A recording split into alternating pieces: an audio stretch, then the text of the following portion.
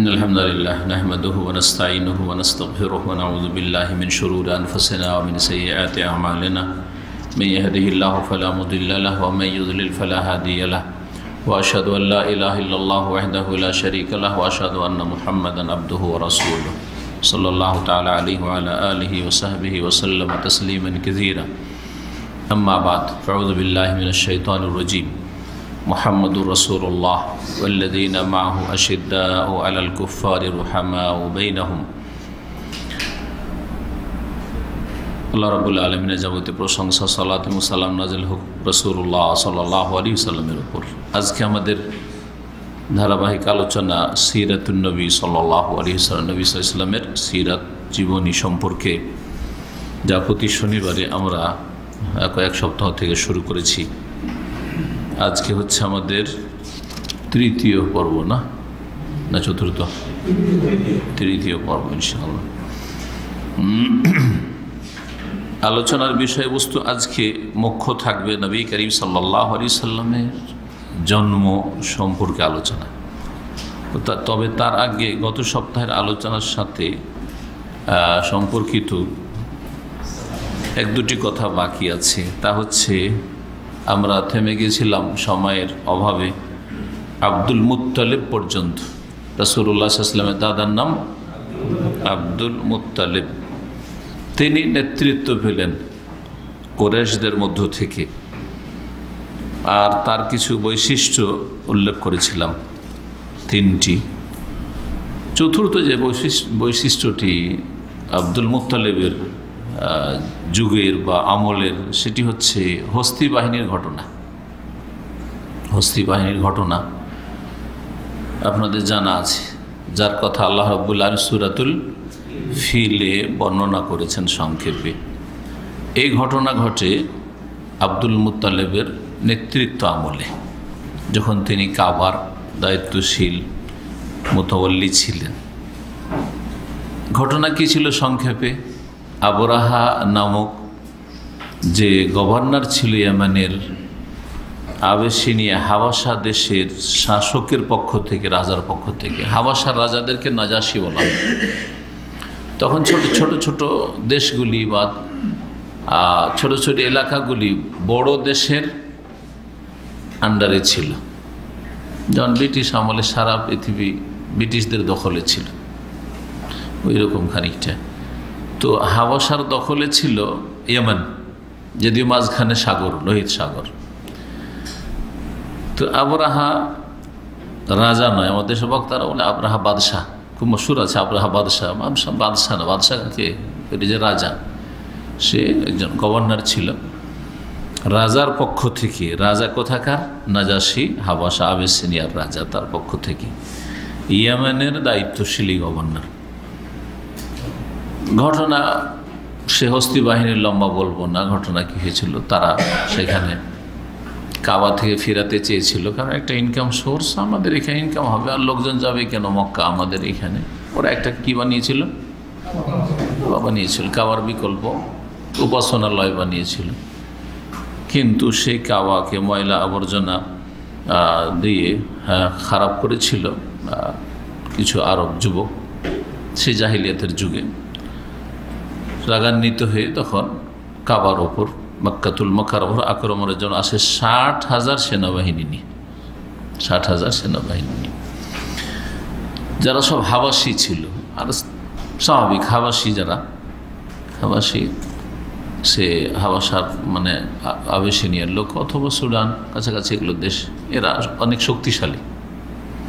তো হাবাসিদের কথা শুনলে মানুষ ভয় পেত ওই যুগে, হাবাসি সব সেনাবাহিনী। বেশ কিছু হাতি ছিল, এজন্য এই সেনাবাহিনীকে হস্তি বাহিনী বলা হয়। জি হ্যাঁ, কাবা ধ্বংস করার জন্য।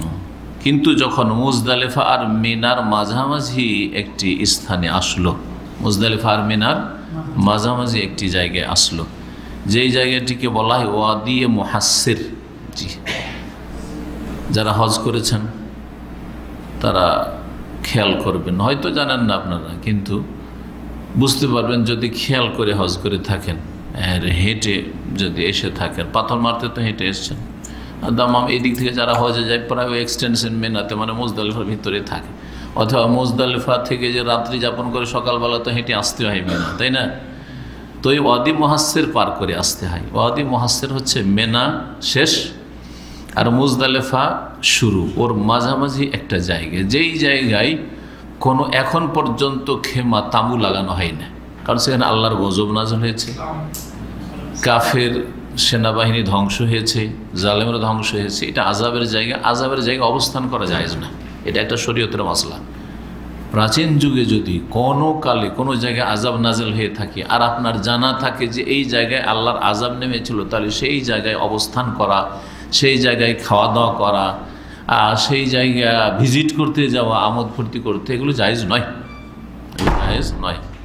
কারণ সেখানে আল্লাহর আযাব, ক্রোধ যেহেতু হয়েছে, সুতরাং আল্লাহর আযাব কখন আসতে পারে, আর যদি নাও আসে তবু আল্লাহর ক্রোধ গজবের জায়গা।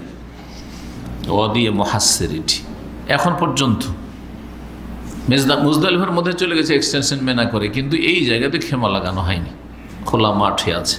টিন শেডটা শেষ হচ্ছে, যে ফুটপাত আছে না, তরিকুল মুসাদ, যেটা পায়ে হাঁটা রাস্তা, ওখানে টিন শেড শেষ হচ্ছে, আর তারপরে ফাঁকা কিছু জায়গা, আর তারপরে দেখবেন যে তাঁবুগুলো শুরু হচ্ছে। এই জায়গাটাই হাট বাজার লাগে, বাজার লেগে থাকে, কেনাকাটা করতে লোকেরা আসে, ফুটপাত সব বসে মানুষ বিক্রি করে, যারা ফেরিওয়ালারা। এই জায়গাকে ওয়াদি মুহাসসির বলে। ওয়াদি মানে উপত্যকা, ওয়াদি দুই পাহাড়ের মাঝখানে সংকীর্ণ যে নিচু জায়গা, ওটাকে ওয়াদি বলা হয়। পানি যখন বৃষ্টি বর্ষণ হয়, পাহাড় থেকে নেমে আসে, তখন সেই ওয়াদি দিয়ে, উপত্যকা দিয়ে প্রবাহিত হয়। তো এগুলোকে ওয়াদি বলা হয় আরবি ভাষায়, উপত্যকা বাংলায়। মুহাসসির কেন বলা হয়? হাসসারা ইউহাসসিরু থেকে ইসম ফাইল এসে, মুহাসসির মানে ক্লান্তকারী, ক্লান্তকারী। এই জায়গাকে ওয়াদি মুহাসসির এই জন্য বলা হয় যে এই জায়গায় আবরাহা গভর্নরের হাতি কি হয়েছিল, বসে গেছিল, ক্লান্ত হয়ে গেছিল, আল্লাহ ক্লান্ত করে দিয়েছিলেন, এইখান থেকে আর আগে বাড়াইতে পারেনি।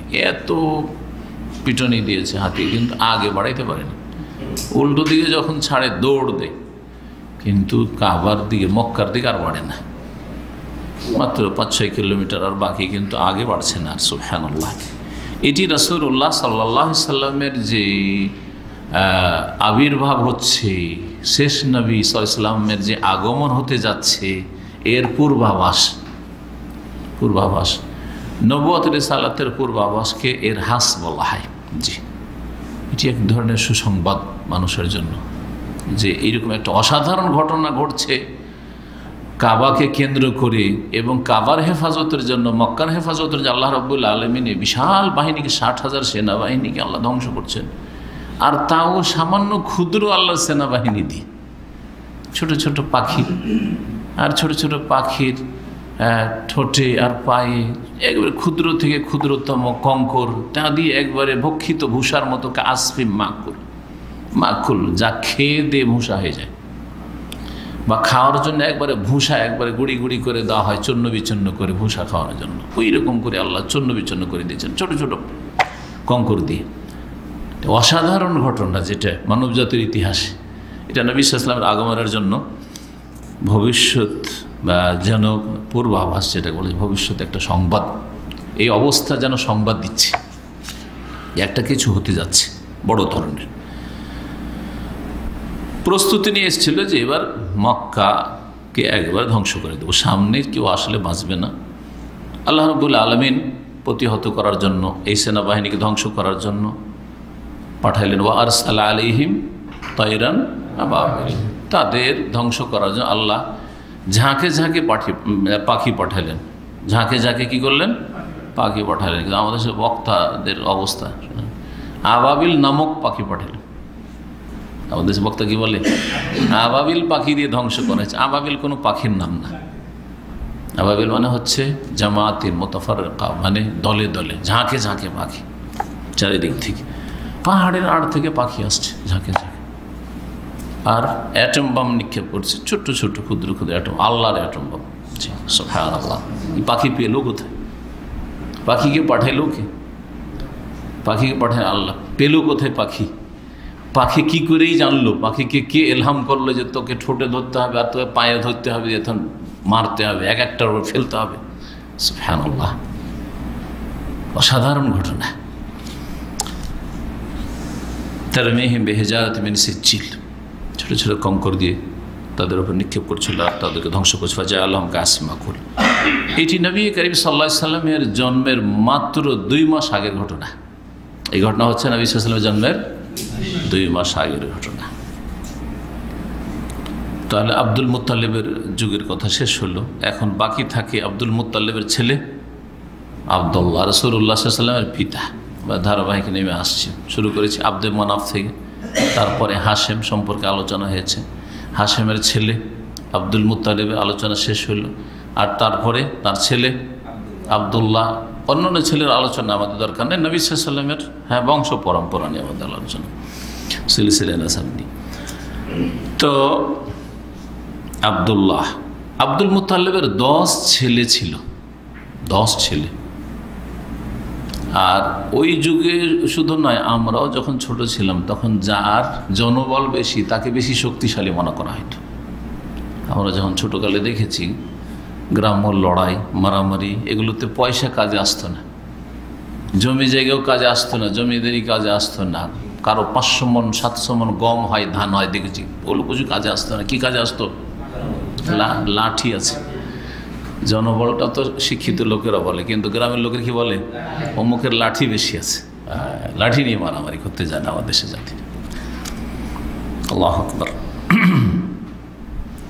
তো 10 ছেলে ছিল, তার মধ্যে সবচাইতে ভালো ছেলে দেখতেও এবং চরিত্রের দিক থেকেও, খালকান ও খুলুকান, সৃষ্টিগত দিক থেকে দেখতে সুন্দর, এবং খুলুকান চারিত্রিক দিক থেকে অতি সুন্দর চরিত্রের অধিকারী, এবং বাবার অতি প্রিয় ছেলে, যে যার ভালো গুণ থাকে তাকে এমনি ভালোবাসে। এটা অবিচার না, এটা ভালোবাসা জিনিসটা এমন, বাহ্যিক দৃষ্টিতে ইনসাফ সুবিচার সমান করতে হবে, মানে সুবিচার করতে হবে। সুবিচার আবার সবসময় সমান হয় না, কখনো কখনো সমান না করাটাই সুবিচার। সমান করা আর সুবিচার করায় পার্থক্য আছে। আমরা সিরাতের আলোচনা করছি, কিন্তু কিছু শিক্ষণীয় বিষয় বলতে গিয়ে ইশারা ইঙ্গিতে সামান্য কথা বলব। যদি আপনি একটা ছেলেকে মাদ্রাসায় পড়ান ধরেন, আর একটা ছেলেকে আপনি ডাক্তারি পড়ান, দুজনের খরচ সমান হবে? হ্যাঁ, সমান হবে না। তো না, দুজনকে সমান দেবো, পড়বি পড়, না পড়বি না পড়, হবে নাকি? তাহলে একই রকম পড়া পড়াইতে হবে। তাহলে ডাক্তার বানাইলে সবগুলিকে ডাক্তার বানাইতে হবে, ইঞ্জিনিয়ার বানাইলে সবগুলিকে ইঞ্জিনিয়ার বানাইতে হবে, আলেম বানাইলে সবগুলিকে আলেম হাফেজ বানাইতে হবে, তাহলে না সমান হইল? তাহলে তো কেউই করতে পারবে না, এটা সমান করতে পারবে কেউ? একটা ছেলে সুস্থ, তার স্বাস্থ্যের ক্ষেত্রে 1 পয়সা খরচ হয়, আর একটা ছেলে অসুস্থ, বছরে লাখ লাখ টাকা খরচ হয়। যে ছেলেটা সুস্থ যদি হিংসা করে, একজন লাখ লাখ টাকা খরচ করছেন, আর আমার জন্য 1 পয়সা খরচ করেন না, আপনি ইনসাফ করেন না, আপনি কেমন বাপ? ঠিক হবে? সমান তো করলো না, কিন্তু সুবিচার করলো। লক্ষ লক্ষ লাখ এক ছেলের জন্য খরচ করছে, আর একজনের জন্য কিছুই করতে হয় না সারা বছর, এটি হচ্ছে সুবিচার, কিন্তু সাম্য নয়। ইসলাম হচ্ছে সুবিচারের দিন, সাম্যর দিন না। আর হ্যাঁ, পশ্চিমা থিওরি হচ্ছে, বা সমাজবাদ, তারপরে মার্ক্সবাদ, এগুলি হচ্ছে কি? সমান করো, সবকে সমান করো। অসম্ভব, তারাই সমান করতে পারেনি। কারণ চীনে সবাই সমান, রাশিয়াতে সবাই সমান না, সমান করতে হয় না, পৃথিবীতে কোথাও সমান। নারী পুরুষকে সমান করবো, সম্ভব? অসম্ভব কথা। কিন্তু নারী পুরুষের সুবিচার করবো, এটা ইসলাম। অবিচার হবে না, কোনো নারীর অবিচার হবে না, কোনো পুরুষের অবিচার হবে না, এটা হচ্ছে ইসলাম। ভালো করে বুঝতে হবে।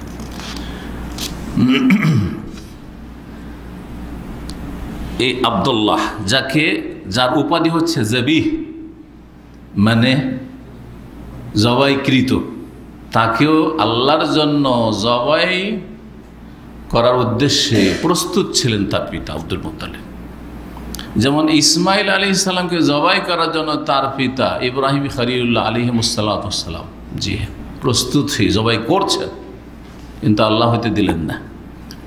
দুইজনে জবি। মানব জাতির ইতিহাসে এই দুইজনই হচ্ছেন জবিহ, আর দুইজনেই নবী করিম সাল্লাল্লাহু আলাইহি সাল্লামের পিতা। দুইজনেই নবী সাল্লাল্লাহু আলাইহি সাল্লামের পিতা। একজন আপন পিতা মুহাম্মদ বিন আবদুল্লাহ হচ্ছেন জবিহ, সরাসরি জবিহ, এর সন্তান রাসূলুল্লাহ সাল্লাল্লাহু আলাইহি সাল্লাম। আর আরেকজন পূর্বপুরুষ ইসমাইল বিন ইব্রাহিম জবিহ। আল্লাহর জন্য তাকে জবাই করার জন্য নিয়ে গেছে, আল্লাহর হুকুম হয়েছে, কিন্তু ফাদাইনাহু বিযিবহিন আযীম, তাকে মুক্ত করেছেন। এইরকম আল্লাহ রাব্বুল আলামিন আব্দুল্লাহকে মুক্ত করেছেন, কিন্তু জবাই করার জন্য তার পিতা আব্দুল মুত্তালিব নিয়ে গিয়েছিলেন। ঘটনা কি ছিল? ইসমাইলের জবাইয়ের ঘটনা তো আপনারা জানেন, কিন্তু আব্দুল্লাহর জবাইয়ের ঘটনা কি? জি এখন ঘটনা শোনেন। ঘটনা হচ্ছে এই যে আব্দুল মুত্তালিব জমজম কূপের সন্ধান পেলেন, যেই কূপকে নিশ্চিহ্ন করে দিয়েছিল জুরহুম গোত্ররা যখন এটা এখানে ছেড়ে গিয়েছিল তখন।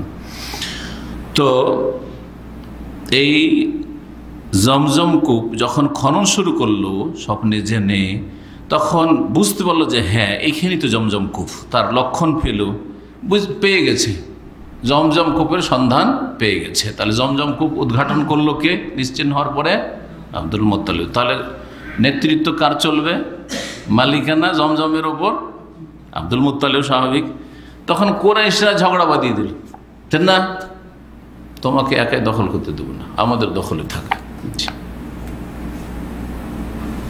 এই ঝগড়াগুলি এখন আপনাদের দেশে হয়, নদীর চর এলাকায়।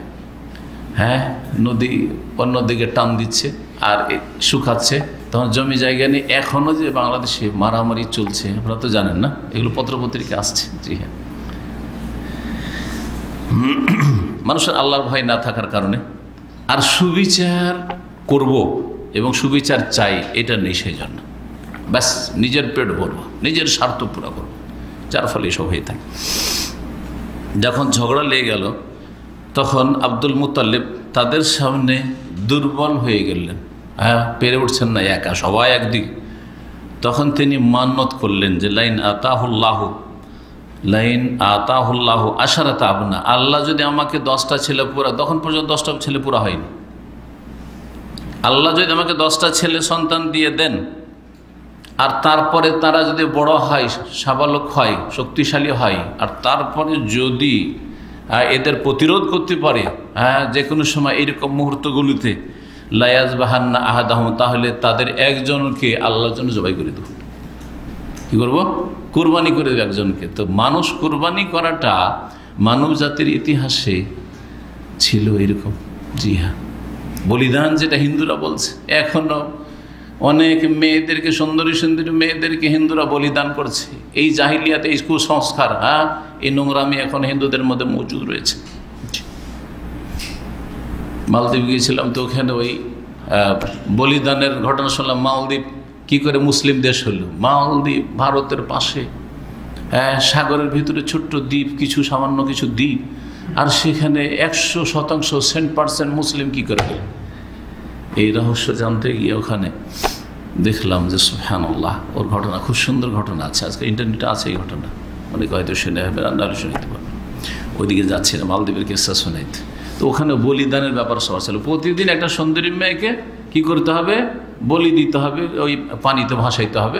আর ওদের ধারণা ছিল যে দেবতা আছে বা দেউ আছে, যে এটা চাই, না হলে আমাদেরকে ধ্বংস করে দেবে, ডুবিয়ে ধ্বংস করে দেবে, সর্বনাশ করে দেবে। প্রত্যেক দিন একটা করে সুন্দরী দিত।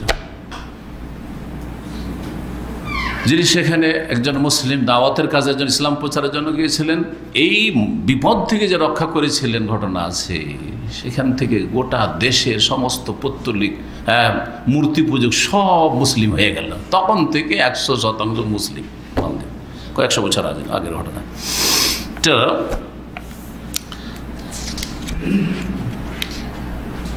যখন 10টা ছেলে পুরা হয়ে গেল, এখন কাকে জবাই করবে? এটা তো কথা। তখন কোরআ করলো, কোরআ করা, যেটাকে আপনারা আপনাদের ভাষায় লটারি করা বলে, কিন্তু লটারিটা যেহেতু জুয়া, সেই জন্য লটারি শব্দটা নিয়ে আসতে খারাপ লাগে। আরবি ভাষা বললে কোরআ, জি হ্যাঁ, কার নাম উঠে কোরআ করা। জি হ্যাঁ, এই কোরআ শব্দ হাদিসে নবী সাল্লাল্লাহু আলাইহি ওয়াসাল্লাম যখন কোনো সফরে যেতেন, একজন স্ত্রীকে নেবেন, সবাইকে তো নিয়ে যাওয়া যাবে না, তখন কাকে নিবে? ওকে কেন নিবে, আমি যাব। তখন কি করতেন? আকরা বাইনা নিসাইহি, স্ত্রীদের নাম লিখে লিখে কোরা করতেন, যার নাম উঠবে সে যাও। আপনি বিদেশ আছেন, দুটো যদি বিয়ে করে থাকেন, দু বিয়েওয়ালা এখানে নাই কেউ, দুটো বিয়ে করে থাকেন, হ্যাঁ আছে, হ্যাঁ ও আচ্ছা মাশাআল্লাহ, না একটা নুস নুস হয়ে গেছে, হাফ হাফ হয়ে গেছে। যাই হোক, দুটো সমান সমান থাকতে হবে, যারা দুটো থাকে দুটো সমান সমান থাকে, তাইলে বলবো যে দুটো আছে, আর দুটো একটা এরকম উল্টে গেছে, এরকম হয়ে আছে, তাহলে তো হইল না, দুটো হলো না, একটি হয়েছে। তো কি করতে হবে? ও বলছে আমার ভিসা আগে দাও, বলছে আমার ভিসা আগে দাও, তো কী করবেন? আপনি তো ইমান এত মাশাআল্লাহ, এত শক্তিশালী, বলছে ছোটোটাকে আগে নিয়ে যাও, বড়টা তো বুড়ি হয়ে গেছে, ও নিয়ে যা লাভ কি? ও ছেলেপুলের মা, ওকে নিয়ে যা লাভ কি? এখন কচিটাকে নিয়ে যাই, এই হলো আমাদের ইমান। জি, এ হলো আমাদের ইমান। না না না, নবী সাল্লাল্লাহু আলাইহি ওয়াসাল্লাম করা করতেন, যার নাম উঠবে, হ্যাঁ, ছোটোর নাম উঠুক আর বড়োর নাম উঠে, কোরা করলেন যে যার নাম উঠবে ওকে কুরবানি করা হবে। ওয়াকাতিল কোরআতু আলা আব্দুল্লাহ, আব্দুল্লাহর নাম উঠল, একবার না বারবার, যতবার কোরা করছে আব্দুল্লাহরই নাম উঠছে। ওই সুন্দর ছেলেটা, সবচেয়ে ভালো ছেলেটার নামই উঠছে কুরবানিতে, ওকেই কুরবানি করতে হবে। কাবা ঘরের কাছে নিয়ে গেলেন যে আল্লাহর ঘর কাবার কাছে গিয়ে জবাই করবো, কারণ ওদের ধর্ম ছিল সব কি কাবার শ্রদ্ধা করতো, তারা হজ করতো, উমরা করতো, কিন্তু কুসংস্কারে ভরা। কাবার চারিদিকে মূর্তি পূজাও করছে, আবার কাবার তওয়াফও করছে, শিরিকও করছে, কোরবানি করছে, জবাই করছে, জবাই করার পরে রক্তগুলি কাবাতে কিছু মাখিয়ে দিচ্ছে, কিছু এর সামনে পেশ করছে, গোস্ত রক্ত দেবদেবীর সামনে উলঙ্গ হয়ে তওয়াফও করছে, যেমন ন্যাংটা পীরের ধর্ম আপনার দেশের মুসলিমদের, ওই রকম ছিল মক্কার মুশরিকদের ধর্ম, খিচুড়ি ধর্ম, আসল ধর্ম ছিল না। ইব্রাহিম আলাইহিস সালাম ধর্মকে তারা বিকৃত করে দিয়েছিল, যেমন আমাদের দেশের অধিকাংশ মুসলিমরা রাসূলুল্লাহ সাল্লাল্লাহু আলাইহি ওয়াসাল্লামের ধর্মকে বিকৃত করে দিয়েছে। সে একবার মক্কা মুশরিকেরা ওই রকমই করেছিল, ওইটাই করেছিল যা সুফিরা ভারত উপমহাদেশে রাসূলুল্লাহ সাল্লাল্লাহু আলাইহি ওয়াসাল্লামের নিয়ে আসা খাঁটি ইসলামকে করেছে, 12টা বাজিয়েছে, ওই রকমই 12টা বাজিয়েছিল। কিন্তু তারাও কিছু ভালো কাজ করতো, সব খারাপ কাজ করতো না, অনেক ভালো ভালো কাজ করতো। এমন এমন ভালো কাজ মক্কার মুশরিকরা করতো যে আজকালকার মুসলিমরা করে না। তার মধ্যে একটা হচ্ছে যে অতিথির শ্রদ্ধা সম্মান, হ্যাঁ, অতিথির সম্মাননা। আর যদি এখানে একটু বাইরে থেকে লোক আসে, ধর রিয়াজ থেকে এসছে, জেদ্দা থেকে এসছে, লোকটাকে দেখছেন যে অপরিচিত লোক, অথবা জানতে পারলেন যে লোকটা জেদ্দা থেকে এসছে অথবা রিয়াজ থেকে এসছে, সবাই খুব বেশি হলে সালাম দোয়া, কেমন আছেন, ভালো আছেন, টান দিয়ে চলে যাবেন। কেউ জিজ্ঞাসা করবেন না যে চলেন খাওয়াই, যেহেতু আপনি মুসাফির, আমার মেহমান, চল। এই চরিত্র আমাদের নাই, ইল্লা মাশাআল্লাহ নেই এটা আজকালকার মুসলিমদের। কিন্তু তারা মেহমান মানে শুধু আত্মীয় স্বজন নয়, তাদের মেহমান মানে কুটুম্ব নয়, মেহমান মানে যে কোনো লোক বাইরে, মেহমান মানে মুসলিম অমুসলিম যে কেউ হোক না, অপরিচিত লোক বাইরের লোক এসে ওকে খেতে দিতাম, থাকতে দিতাম। মেহমানের জন্য গোটা গোটা উট জবাই করে দিত। আপনি যদি 1 কিলো গোস্ত কিনে নিয়ে আসতে পারবেন একটা মেহমানের জন্য, এখন যা আছে ওই খাইয়ে দিই, বাসি মাসি, খুব বেশি। তো ভালো গুণ থাকলেই যে জান্নাতের পথে আছে, আর ভালো কাজ করলেই যে জান্নাতি আর ভালো মানুষ, না না। ভালো কাজ যদি তৌহিদ সুন্নাহ ভিত্তিক না হয়, শিরক বিদআত মিশ্রিত হয়, তাহলে কোনো কাজে আসবে না, যেমন মক্কার মুশরিকদের কোনো কাজে আসেনি। ঠিক ওই রকমই ভারত, বাংলাদেশ, পাকিস্তানের মুসলিমরা অনেক ভালো কাজ করছে। এরা তাহাজ্জুদ পড়ে, এরা মাথায় দাগ ফেলে দেয় নফল পড়ে পড়ে, এরা জিকির আজকার করে, সুন্নতি বেদাতি মেলা রকম জিকির আজকার করে, এরা ইসলামের মেলা কিছু মাহফিল করছে, বহু টাকা খরচ করছে, দান খায়রাত করছে, মসজিদ মাদ্রাসা করছে, এতিমখানা করছে, আর হাফেজ বানাচ্ছে, আর কারি বানাচ্ছে, কিন্তু শিরক আর বেদাতে ডুবে আছে। কথা বলে গেল, অনেক ভালো কাজ করছে, আসলটাই নেই, তৌহিদ নেই, সুন্নাত নেই, আমল হচ্ছে বেদাতি আমল, আর আমলে শিরক ঢুকে আছে, সুতরাং কিছুই কাজে আসবে না। তো চলেন, মক্কার মুশরিকদের কথা বলছিলাম এবং রাসূলুল্লাহ সাল্লাল্লাহু আলাইহি ওয়াসাল্লামের বংশধরদের কথা বলছিলাম। আব্দুল্লাহ আর নাম বারবার উঠছে, নবী সাল্লাল্লাহু আলাইহি ওয়াসাল্লামের পিতার নাম। তখন কাবার কাছে নিয়ে গেল জবাই করার জন্য। কুরাইশরা দেখছে এত সুন্দর ছেলেটাকে জবাই করা হবে না, জবাই করতে দেবো না, বংশধর কেউ জবাই করতে দেবে না। বিশেষ করে যারা ভাই বেরাদর তারা একেবারে শক্ত হয়ে গেল, না একে জবাই করতে দেবো না। তারপরে আবদুল্লাহর মামারা, ওরাও জবাই করতে দিবে না, কেউ জবাই করতে দিবে না। তো কি করা যাবে, সমাধান দাও। তাহলে সমাধান হচ্ছে যে একে না জবাই করে 100টা উট জবাই করে দাও, 100টা উট জবাই করে দাও। একজন মানুষের মূল্য হচ্ছে 100টি উট, আর সেটা হচ্ছে ইসলামের দিয়াত, যেটা ইসলামে রাখা হয়েছে। দিয়াত মানে মুক্তিপণ, হ্যাঁ, বা রক্তপণ। হ্যাঁ, রক্তপণ। একটা লোককে কেউ যদি খুন করে দেয়, ইচ্ছে করে যদি খুন করে, তো খুনের বদল খুন যদি মাফ না করে, কিন্তু যদি বলে যে না কিছু পয়সা দিলেই মাফ করে দেবো, দিয়াত নিয়ে মাফ করে দেবো, আমার খুনের বদল খুন চাই না, আমাদের পয়সার প্রয়োজন, তাহলে কতটা দিতে হবে, কতটা চাইতে পারবে, অধিকার আছে? 100 উট বা 100 উটের মূল্য, এটাকে দিয়াত বলা হয়। এটা জাহিলিয়াতের যুগেও ছিল, কিন্তু এই 100 উটের প্রচলন তাদেরকে জাহান্নাম থেকে নাজাত দিতে পারবে না, কারণ তাদের আকীদায় আমলে শিরক ছিল। 100 উট জবাই করলো শুধু আব্দুল্লাহকে কি করার জন্য, বাঁচানোর জন্য। তাহলে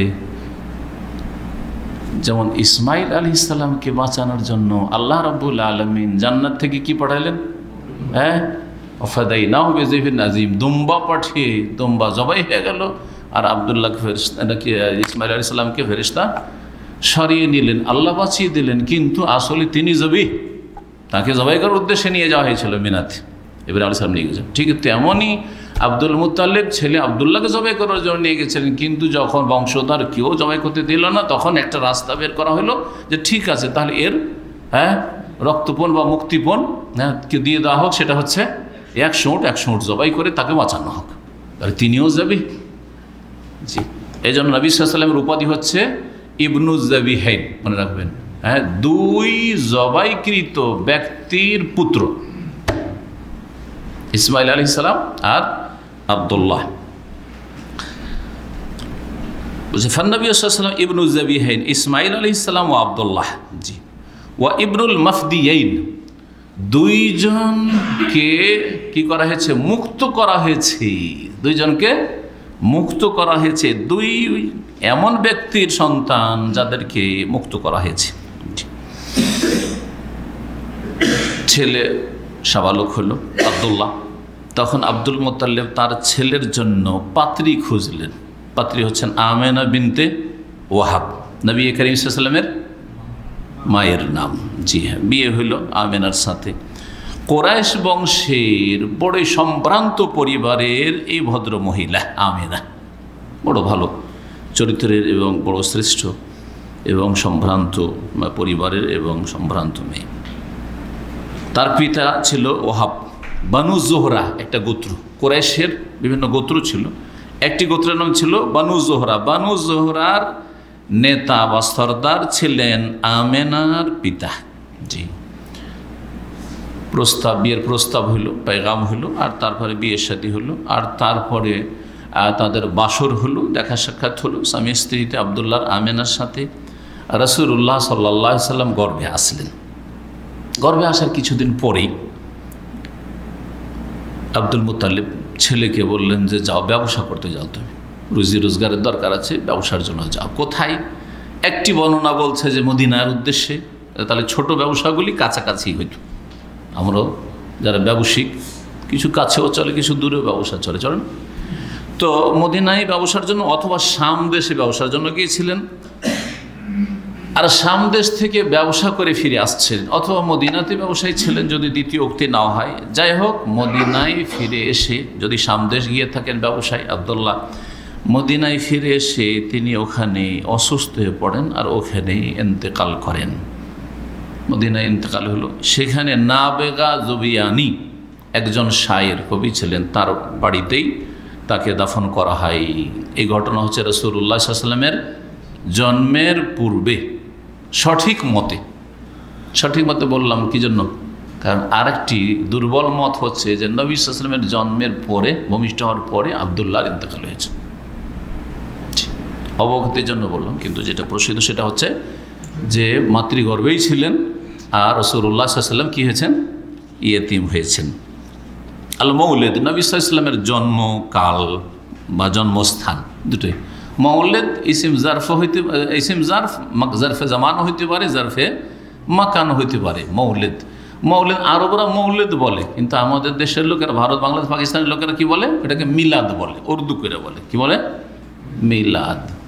আর মিলাদ মানেও বুঝে না, বিশেষ করে বাঙালি যদি মিলাদ মানেই বুঝে না। মিলাদ মানে কি তাহলে? জন্মের স্থান অথবা সময়কাল। জন্মের শাব্দিক অর্থ মিলাদের হচ্ছে জন্মের স্থান অথবা কাল, হয় জন্মের সময়, কোন সময় কোন দিনে জন্ম, এটা হচ্ছে মিলাদ। আর না হলে কোন জায়গায় জন্ম, এটা হচ্ছে মিলাদ। আপনাদের একামাতে লেখা আছে মাকানুল মিলাদ, জন্মস্থান, জন্মস্থান বা মিলাদ, জন্মের তারিখ। তো আমাদের দেশের মানুষে কি বুঝে মিলাদ মানে? মিলাদ মানে দরুদ শরীফ পড়া। শুধু দরুদ শরীফ না, তার সাথে একটা আয়াত পড়তে হবে সুর ধরে একবারে, ইয়া আইয়ুহান নবী ইন্না আরসালনাকা শাহিদান ওয়া মুবাশশিরান ওয়া নাযীরা, এইটাই হোক, অথবা আরসালনাকা ইল্লা রাহমাতাল লিল আলামিন হোক, অথবা লাকাদ জাআকুম রাসূলুম মিন আনফুসিকুম আজিজুন আলাইহি মা আনিতুম হারিসুন আলাইকুম বিল মুমিনিনা রাউফুর রাহিম। একবারে শুরু করে সুন্দর করে পড়তে হবে। কোরআন শুরু করে পড়া ভালো, ঠিক আছে। আর তারপরে এটাতে হবে না, শুধু কিছু কবিতা ছন্দ পড়তে হবে আরবিতে, বালাগাল ওলা বেকামালিহি, কিছু করতে হবে, এইটা সুরসার করতে হবে। তারপরে আরবি শুধু কবিতা পড়ে হবে না, কিছু ফার্সি পড়তে হবে, উর্দু পড়তে হবে।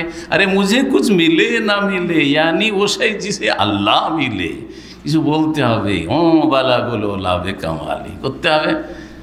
আর তারপরে তখন আল্লাহুম্মা সাল্লি আলা, সাল্লি আলা, ওপরে সালাত করো, কার ওপরে? আর নাই, আপনারা বলেন সাইয়্যিদানা, আমরা বক্তা বলছে, আমি বলবো না, হইল কথা বোঝা গেছে। আর তারপর তো শেষখানে একটু জিলেপি বিতরণ হইল। আমি গেছি দু একটা মিলাদে, সেজন্য বলছি। আমাদের এলাকা হাই স্কুলে মিলাদ হইত, মানে হিন্দুরা পূজা করতো, পূজার অনুষ্ঠান, আর মুসলিম ছেলেরা বলতো যে আমাদের একটা কিছু না করলে তো আমাদের চাঁদা দেওয়া হারাম হবে, আর চাঁদা না দিলেও তো উপায় নেই। তখন আমাদের দেশের স্কুলের মুসলিম ছেলেরা বলতো যে ঠিক আছে, আমরা কি করব, মিলাদের নামে একটা জলসা করব, অনুষ্ঠান করব।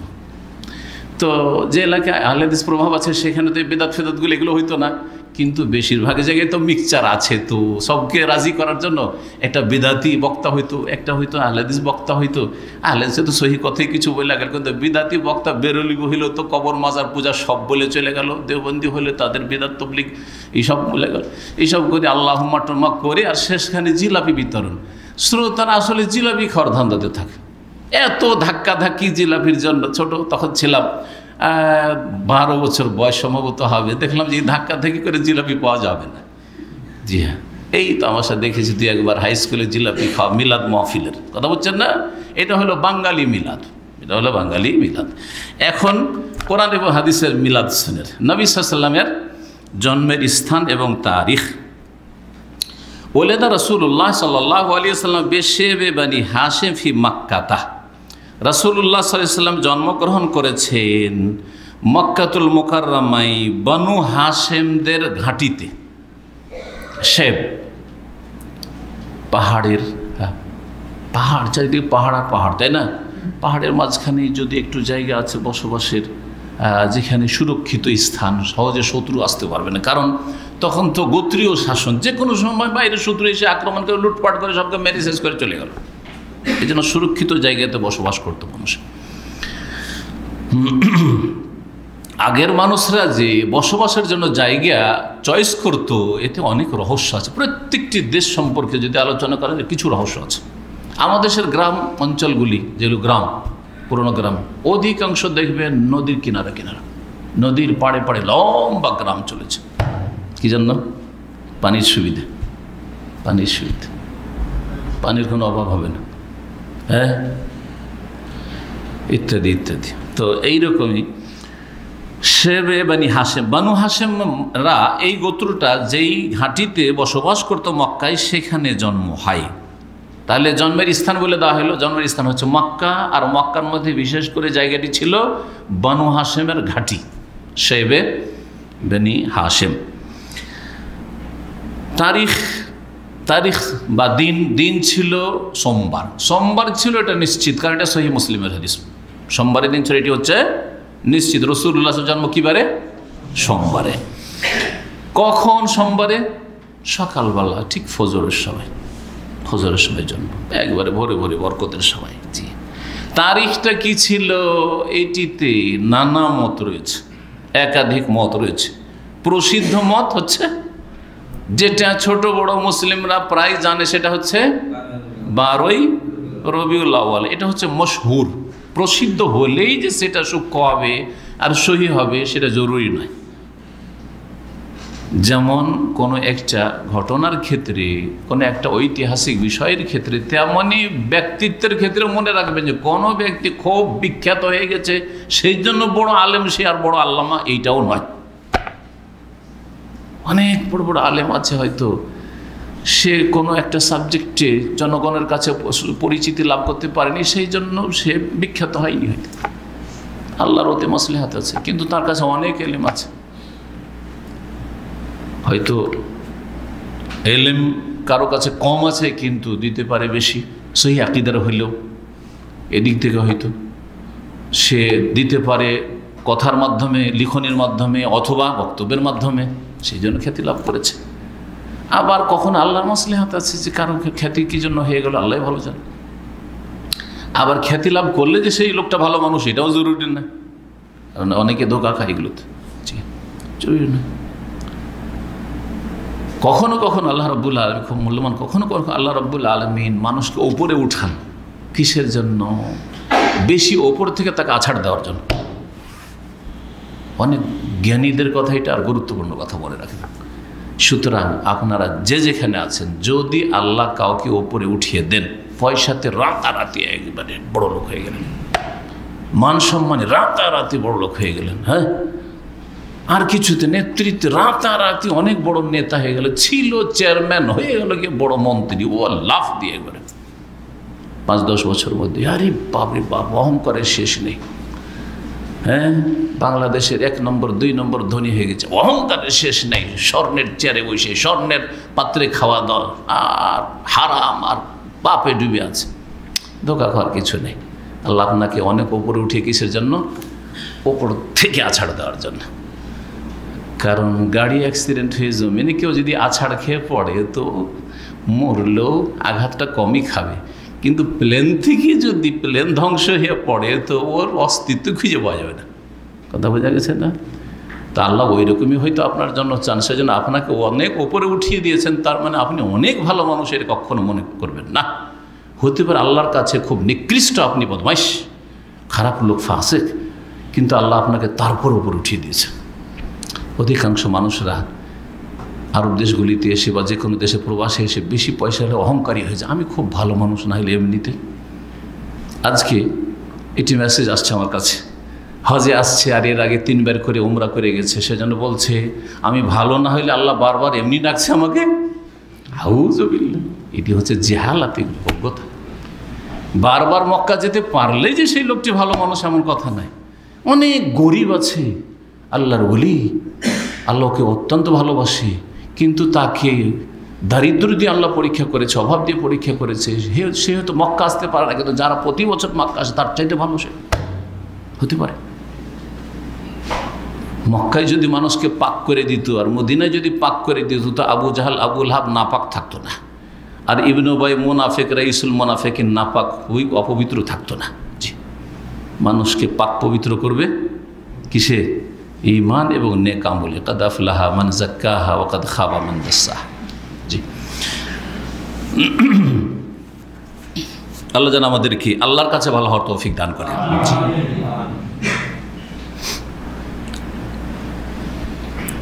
কি বলছিলাম? রাসূলুল্লাহ সাল্লাল্লাহু আলাইহি ওয়াসাল্লামের জন্ম সোমবারে, একমত, কিন্তু তারিখ প্রসিদ্ধ হচ্ছে 12 রবিউল আউয়াল, কিন্তু গবেষক ওলামারা বলছেন সেটি ছিল 9।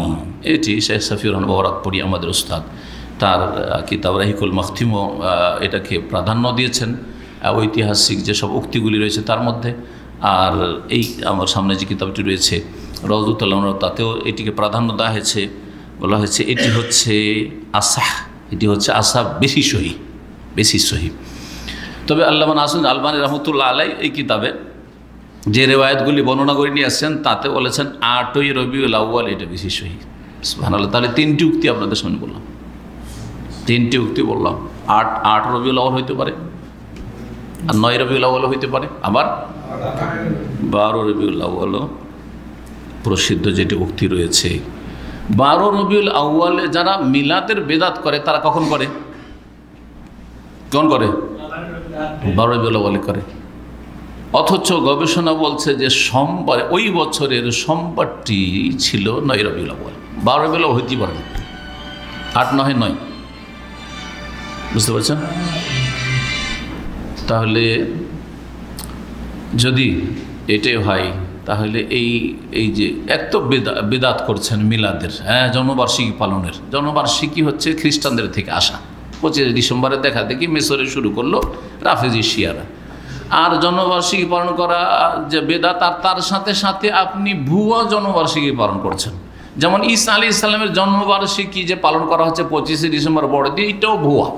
ঐতিহাসিক কোনো প্রমাণ নেই খ্রিস্টানদের কাছে যে 25 ডিসেম্বর যেটা তাদের বড়দিন মানে ঈসা আলাইহিস সালামের জন্মদিবস, কোনো প্রমাণ নেই, তাদের কাছে কোনো প্রমাণ নেই। এগুলো আনুমানিক কথা, ধরে নেওয়া কথা। ধরে নেন একটা দিন, যেমন আপনারা অধিকাংশ লোক কিন্তু পাসপোর্ট বানিয়ে এসছেন, ওই রকম ধরে নেন জন্মদিবস, তাই না?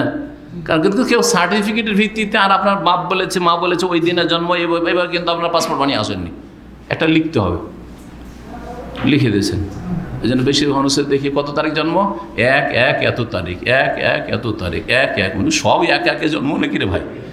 সব জানুয়ারির 1 তারিখে জন্ম, হ্যাঁ? ব্যাস পাসপোর্ট ফর্ম ফিল আপ করতে গিয়ে সব 1 এত, 1 এত। জি, কথা বোঝা গেছে? জি। কার এত মোবাইল হচ্ছে? আপনার তো প্রতিযোগিতা ধরে নিলেন আপনি। একজন হইলে ভুল হইতে পারে, কম্পিটিশন। জি, যাই হোক,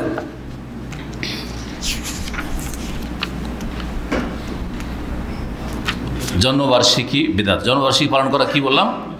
বেদাত। আর তার সাথে সাথে 12 রবিউল আউয়াল রাসূলুল্লাহ সাল্লাল্লাহু আলাইহি সাল্লামের জন্ম হয়েছে, এটা সাব্যস্ত নয় বা স্বীকৃত নয়, আর আসলে বিশুদ্ধ নয়। জি, সন্দেহপূর্ণ। আমি একবার মিথ্যা না এটা বলবো না, কারণ ইখতিলাফ যখন আছে, কিন্তু সন্দেহপূর্ণ। কথা বোঝা গেছে না? জি হ্যাঁ, সতর্কতার জন্য এটা বললাম। আর তার সাথে সাথে আরেকটি কথা জেনে রাখেন যে 12 রবিউল আউয়াল রাসূলুল্লাহ সাল্লাল্লাহু আলাইহি ওয়াসাল্লামের জন্ম নিয়ে সন্দেহ আছে, কিন্তু নবী সাল্লাল্লাহু আলাইহি ওয়াসাল্লামের মৃত্যু 12 রবিউল আউয়াল, এতে কোনো সন্দেহ নেই। কারণ মৃত্যুর সময়টা সবাই মনে রেখেছে যে রাসূলুল্লাহর ইন্তেকাল হচ্ছে, তারিখটা কেউ ভুলেনি, তাই না? কিন্তু যেদিন জন্ম হয় সেদিন কেউ জানতো না যে এটা রাসূলুল্লাহ, সুতরাং ভালো করে মনে রাখি। কে জানতো নাকি? কেউ জানতো না, সেজন্য মনে রাখেন, গুরুত্ব দেয়নি, ভুলে গেছে। আমাদের যেমন আমরা যত বড় হয়ে যায় না কেন, জন্ম তারিখটাও বাপ মা যদি না বলে তাহলে আমাদের জানার কোনো উপায় নেই। আর কাছের লোক যদি ঠিক করে কেউ না বলতে পারে তো জানার কোনো উপায় নেই, আনুমানিক ধরে নিতে হবে। তখন ওই রকমটাই হয়েছে। তা রাসূলুল্লাহ ইন্তেকাল কয় তারিখে? হ্যাঁ, 12 রবিউল আউয়াল। তাহলে এই যে জন্মবার্ষিকী পালন করছেন, জন্মবার্ষিকী পালন করা আনন্দ না শোক? আনন্দ। জন্মবার্ষিকী যেন পালন করে আনন্দ করার জন্য। আর তারপরে আনন্দের নামও তো দিয়েছেন ঈদে মিলাদুন্নবী। ঈদ মানে কি? ঈদ মানে শোক করা না, ঈদ মানে আনন্দ করা। আনন্দ করা, খুশি আমোদ ফুর্তি করা, ধুমধাম করে ভালো ভালো খাওয়া, ধুমধাম করা, আনন্দ প্রকাশ করা, এর নাম হচ্ছে ঈদ। ঈদের দিন আমরা করি, ঈদুল ফিতরে করি, ঈদুল আজহায় করি, এটা হচ্ছে ইসলাম। ভালো ভালো খাই, ভালো ভালো খাওয়াই, আর দেখা সাক্ষাৎ করি। জি হ্যাঁ, আল্লাহ শুকরিয়া আদায় করি, খেয়ে দে খাওয়াই। জি হ্যাঁ, ভালো ভালো কাপড় পরি, এটার নাম ঈদ। তাহলে ঈদে মিলাদুন্নবী যখন, তাহলে যারা ঈদে মিলাদুন্নবী পালন করেছে 12 রবিউল আউয়ালে, তারা রাসূলুল্লাহ সাল্লাল্লাহু আলাইহি সাল্লামের ইন্তেকালের দিনে, উম্মতে মুসলিমার সবচেয়ে বড় শোকের দিনে তারা কি করছে? আনন্দ করছে। আপনার শোকের দিনে যদি আপনার গ্রামবাসী আনন্দ করে, তারা আপনার দোস্ত না দুশমন? দুশমন। তাহলে রাসূলুল্লাহ সাল্লাল্লাহু আলাইহি ওয়াসাল্লামের ইন্তেকালের দিনটা মুসলিম উম্মার যারা খাঁটি লোক তাদের জন্য শোকের দিন, শোকের দিন। মুসলিম উম্মার শোকের দিনে বিদাতিরা ঈদে মিলাদুন্নবী করছে, তাহলে এরা মুসলিম উম্মার আর ইসলামের দোস্ত না দুশ্মন? দুশ্মন। বুঝতে পারা গেছে? জি, যদি জ্ঞান থাকে, বুদ্ধি থাকে তো বোঝার চেষ্টা করেন এবং এই বিদাতগুলিকে তালাক দিয়ে কোরআন হাদিসের দিকে ফিরে আসেন। আল্লাহ যেন তৌফিক দান করেন।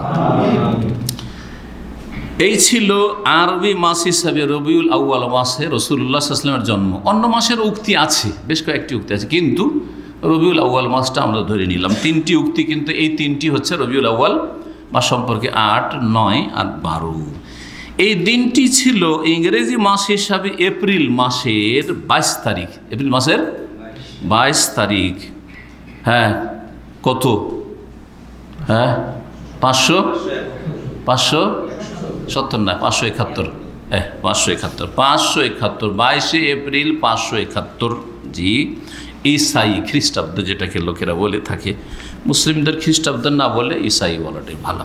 নবী করিম সাল্লাল্লাহু আলাইহি সাল্লামের যখন জন্ম হইল, জন্মের সময় যে সেবা শুশ্রূষা করে বা এই যে বাচ্চা ভূমিষ্ঠ হওয়ার কাজগুলি করে, হ্যাঁ, একে কি বলে? হ্যাঁ, কি বলে? ধাই বা ধাত্রী। জি হ্যাঁ। তার নাম ছিল শেফা বিনতে আমর। তার নাম ছিল এক মহিলা, শেফা বিনতে আমর। এই হাসপাতালে আমাদের মা বোনদের যাওয়ার আগে আমাদের মা বোনদের, মা খালাদের যে বাচ্চা হইতো, তো সিস্টেমটা তো আপনাদের জানা আছে? জানা আছে? কীরকম? গ্রামের এলাকার কোনো একজন অভিজ্ঞ মহিলা যে বাচ্চা ভূমিষ্ঠ হওয়াটা বুঝে, কেমন করে বাচ্চা সহজে ভূমিষ্ঠ হবে বা ওই সময়টা কি করতে হয়, ওর একটা এক্সপিরিয়েন্স হয়ে গেছে। ও কোনো জায়গায় পড়াশোনা করেনি, কিন্তু ওর একটা অভিজ্ঞতা, এগুলো করে করে করে হয়ে গেছে, ওর মাধ্যমে বাচ্চা হইতো, তাই না? জি হ্যাঁ। তো তিনি ছিলেন শেফা বিনতে আমর। আব্দুর রহমান বিন আউফ প্রখ্যাত সাহাবী রাদিয়াল্লাহু তাআলা আনহুর মা। আব্দুর রহমান আউফ 10 জন যে আশরায়ে মুবাশশারা, যাদেরকে একটি হাদিসে জান্নাতের সুসংবাদ দেওয়া হয়েছিল, তার একজন। জি হ্যাঁ, তার মা। যেই সময় রাসূলুল্লাহ সাল্লাল্লাহু আলাইহি ওয়াসাল্লাম ভূমিষ্ঠ হন, ওই সময় আমেনার শরীর থেকে মনে হচ্ছে একটি জ্যোতি বেরিয়ে গেল, একটি লাইট চমকে উঠল। এমনভাবে চমক হইল, সেটা হইল কোথায়? মক্কায়। কিন্তু এত তার চমকটা ছিল যে যাতে শাম দেশের যত রাজপ্রাসাদ ছিল চমকে উঠল। আযাআত লাহু কুসুরুশ শাম। শাম দেশে যে রাজাদের, আপনার রোমান রাজাদের যেসব অট্টালিকা ছিল বা রাজপ্রাসাদ ছিল, সেগুলি তাদের কি হয়ে গেল? আলোকিত হইল। বাচ্চা যখন ভূমিষ্ঠ হইল, তখন বাপ তো নেই, দাদা আছেন দেখাশোনার। দাদার কাছে সংবাদ পাঠালেন আমেনা, হ্যাঁ, আব্দুল মুত্তালিবের কাছে যে ছেলে ভূমিষ্ঠ হয়েছে। আব্দুল মুত্তালিব দৌড় দিয়ে ছুটি আসলো, বড় আনন্দের সাথে, খুশির সাথে ছুটি আসলো, নিজের কোলে নিলেন। আর কোলে নেওয়ার পরে কাবা ঘরে নিয়ে গেলেন, আল্লাহর শুকরিয়া আদায় করলেন। জি, কারণ তাদের কাছে আল্লাহ ছিল, আল্লাহর প্রতি তার ঈমান ছিল, কিন্তু রোগ কী ছিল? আল্লাহর সাথে তারা কী করতো? শিরক করতো। সুতরাং আমাদের দেশের এক শ্রেণীর লোকদের বড় সংশয় যে কি করে এদেরকে বলছেন যে এরা ইসলাম থেকে বেরিয়ে যাচ্ছে বড় শিরক করে, যারা মাজারে সিজদা করছে, কবর মাজার পূজা করছে, এরা নামাজ পড়ছে, এরা আল্লাহকে মানছে, এরা পরকালে বিশ্বাসী, এসব বলছে না? বলছে না? অনেকের কিন্তু এটা সংশয় যে কি করে বলছেন যে এরা মুশরিক, এরা বড় শিরককারী, ইসলাম থেকে বেরিয়ে যাচ্ছে। তো সেম একই রকম আব্দুল মুত্তালিব, দেখেন নাতির জন্ম হয়েছে, ছেলের ঘরের নাতি, পোতার জন্ম হয়েছে, খুশিতে ছেলেকে নিয়ে কোথায় যাচ্ছেন? দেবদেবীর কাছে যাচ্ছেন না, কাবা ঘরে যাচ্ছেন। কার কাছে শুকরিয়া আদায় করতে? আল্লাহর শুকরিয়া আদায় করতে। তাহলে আল্লাহর প্রতি বিশ্বাস তাদের ছিল, কিন্তু রোগ কি ছিল? আল্লাহকেও রাজি করতো আর গায়রুল্লাহকে রাজি করতো। আল্লাহর জন্য কিছু ইবাদত করতো আর কিছু ইবাদত উপাসনা গায়রুল্লাহ দেবদেবীর জন্য করতো। এটাই তো করে আজকালকার যারা বেরোলেবি আকীদার লোক, যারা মাজারপন্থী, যারা সুফি, তারা 5 ওয়াক্ত মসজিদে নামাজও পড়ছে, আর ওরসের সময় গিয়ে তারা মাজারে গায়রুল্লাহকে সিজদা করে ঈমান হারাচ্ছে নাকি? দোয়া করলেন আল্লাহ রাব্বুল আলামিনের কাছে আব্দুল মুত্তালিব, এবং নাম রাখলেন মুহাম্মদ। ঐতিহাসিকরা বলেছেন যে এর আগে আরবদের মধ্যে মোহাম্মদ নামটি পরিচিত ছিল না। নাম অনেকে দেখা দেখি রাখে, তাই না? যে এই নামটি খুব প্রচলন আছে, সেই জন্য আমি রাখছি। আর বিশেষ করে কোনো বিখ্যাত ব্যক্তির নামটা খুব বেশি মানুষ রাখে। যেমন এক সময় 1947-এ ভারত পাকিস্তান দুটো দেশ হইল, আর ভারত পাকিস্তান স্বাধীন হইল, তাই না? তো ওই সময় মুসলিমদের বড় একজন নেতা ছিলেন, হ্যাঁ, মৌলানা আবুল কালাম আজাদ। তো বাঙালি জাতি এত মহব্বত করতেন আবুল কালাম আজাদের সাথে যে ঘরে ঘরে আবুল কালাম আজাদ, আবুল কালাম আজাদ, আজাদ ভাই, আজাদ ভাই, আছে না? এত আজাদ কোত্থেকে আসলো কোনদিন আপনারা চিন্তা করেননি? ওইখান থেকে এসছে, বুঝা গেছে না? যেমন সাদ্দামের যুদ্ধের সময় কত যে সাদ্দাম পয়দা হয়েছে মুসলিমদের, বিশেষ করে ইন্ডিয়া, বাংলাদেশ, পাকিস্তানে মেলা সাদ্দাম পয়দা হয়েছে। ওরা নাম রেখেছে সাদ্দাম, সাদ্দাম অনেকে নাম রেখেছে। তো এরকমটা হয়। তো কিন্তু রাসূলুল্লাহ সাল্লাল্লাহু আলাইহি ওয়াসাল্লাম নামটি ব্যতিক্রম, দেখা দেখি রাখা হয়নি, মুহাম্মদ নাম রাখলেন। কি আশা নিয়ে? মুহাম্মদ মানে যিনি প্রশংসিত, যার অনেক প্রশংসা করা হয়, যার কি করা হয়? যার প্রশংসা করা হয়। এই আশা নিয়ে রাম রাখলেন দাদা, যে আমার এই নাতির বা পোতার যাতে করে খুব প্রশংসা হয়, গুণগান হয়, লোক যেন খুব প্রশংসা করে, বলে যে ছেলে ভালো, প্রশংসা হয়, ভালো ছেলে যেন হয়। ফাল নেওয়ার জন্য, জি, শুভ লক্ষণ নেওয়ার জন্য আকিকা করলেন, খাতনাও করলেন সপ্তম দিনে। তাহলে আরবদের মধ্যে সপ্তম দিনে আকিকার করা আর সপ্তম দিনে খাতনা করা এই প্রচলন ইসলাম আসার পূর্ব থেকে ছিল। এর থেকে একটা জিনিস বোঝা গেল যে ইসলাম আসার পূর্বে অনেক ভালো বিধানগুলি ছিল যেগুলি ইসলামে স্বীকৃতি দেওয়া হয়েছে, হ্যাঁ, বা রাখা হয়েছে, বহাল রাখা হয়েছে। কুরবানি প্রাচীন সুন্নাত কোত্থেকে এসছে? ইসলাম প্রায় 4000 বছর আগে থেকে, ইব্রাহিম আলাইহিস সালাম যুগ থেকে কুরবানি চলে আসছে, তাই না? ইব্রাহিম আলাইহিস সালাম এই কুরবানি শুরু করেছেন। ওয়া তারাকনা আলাইহি ফিল আখিরিন, আল্লাহ কোরআনে বলছেন যে আদর্শ অন্যদের মাঝে আমি রেখে দিলাম। জি, বাইতুল্লাহর তওয়াফ করা প্রাচীন যুগ থেকে চলে আসছে, সাফা মারওয়ার সাই করা প্রাচীন যুগ থেকে চলে আসছে না? হজ করা, উমরা করা, মেনা, আরাফা, মুজদালিফা যাওয়া প্রাচীন যুগ থেকে চলে আসছে। এর মধ্যে কিছু কি করতো তারা? কাটা ছেঁড়া করে 12টা বাজাইতো। তার মধ্যে মক্কার কোরাইশরা বলতো যে আমরা হচ্ছি হোমস, মানে আমরা হচ্ছি বীর পুরুষ, আমরা হচ্ছি কাবার খাদেম, স্পেশাল লোক, ভিআইপি লোক, সুতরাং নাহনু আহলুল্লাহ ফালা নাখরুজু মিন হারামিল্লাহ, আমরা হচ্ছি আল্লাহর পরিবার, যখন স্পেশাল আল্লাহর ভিআইপি লোক, সুতরাং আল্লাহর হারামের এরিয়া থেকে হজের মৌসুমে হালাল এরিয়াতে যাব না, মানে আরাফায় যাব না। এই জন্য কোরাইশরা হজ করতো কিন্তু আরাফা যেত না, মুজদালিফা থেকে রিটার্ন, মুজদালিফাতে থাকতো, দিনে রাতখান থাকতো আর ফিরে চলে আসতো, আরাফা যেত না। আর অন্যরাকে বলতো যে তোরা থার্ড ক্লাস লোক, তোরা নিচু শ্রেণীর লোক, বাইরে থেকে যারা এসছিস, তোরা মক্কায় থাকিস না, সুতরাং তোরা যা ওই আরাফা পর্যন্ত। অন্যরা আরাফা পর্যন্ত যেত। তাহলে আরাফাতে, মুজদালিফাতে, মেনাতে, এগুলোতে অবস্থান করা, এগুলো জাহিলিয়াতের যুগ থেকে চলে আসছে, প্রাচীন যুগ থেকে চলে আসছে।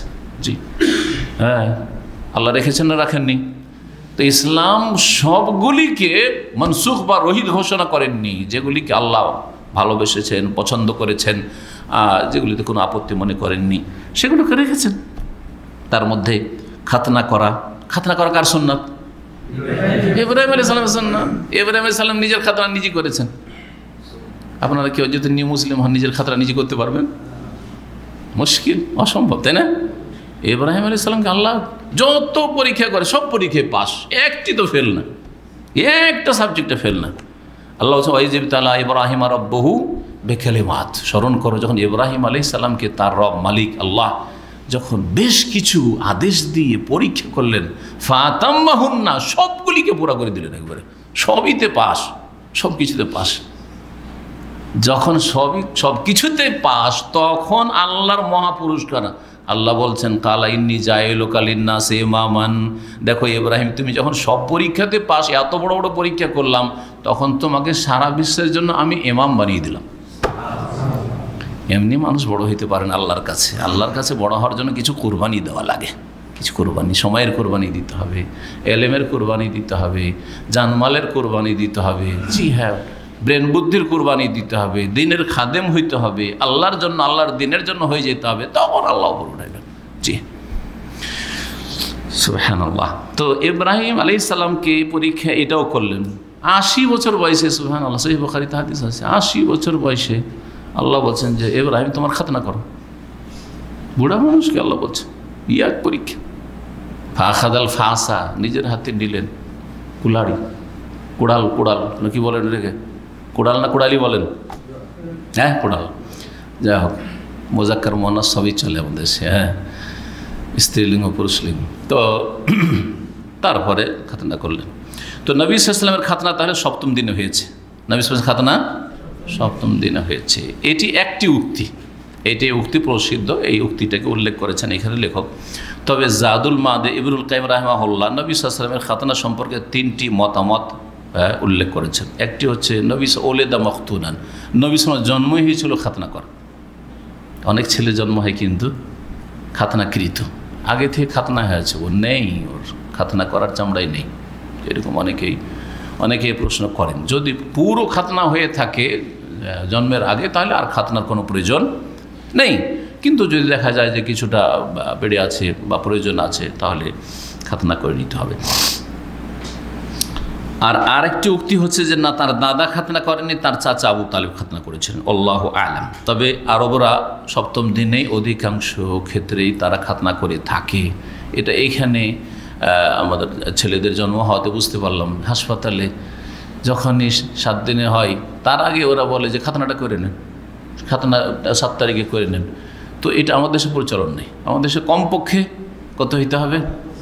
2 বছর হইতে হবে, 2 বছর 2.5 বছর হইতে হবে। কিন্তু আমি তো শুনেছি যে আমাদের বাঙালি জাতির মধ্যে 10 বছর 12 বছর হয়ে যাচ্ছে, সাবালক হয়ে যাচ্ছে, পালিয়ে বেড়াচ্ছে, লুকিয়ে গেছে, খুঁজে নিয়ে আয়, খুঁজে নিয়ে ওস্তাদ এসছে, ওস্তাদের খুঁজরে ও গেছে কোথায়, পালিয়ে গেছে। আল্লাহু আকবার, আউযু বিল্লাহ। বলছে হাই স্কুলে পড়ছে, একটা গল্প শুনলাম, হাই স্কুলে পড়ছে ছেলে, আর মেয়েগুলো প্রায় সাবালিকার মতো, আর ও সাবালক হতে চলেছে, আর ওর খাতনা করবে, আর ওকে নিয়ে ওই হাই স্কুলের ছেলে মেয়েগুলো ওকে নিয়ে রসিকতা করছে।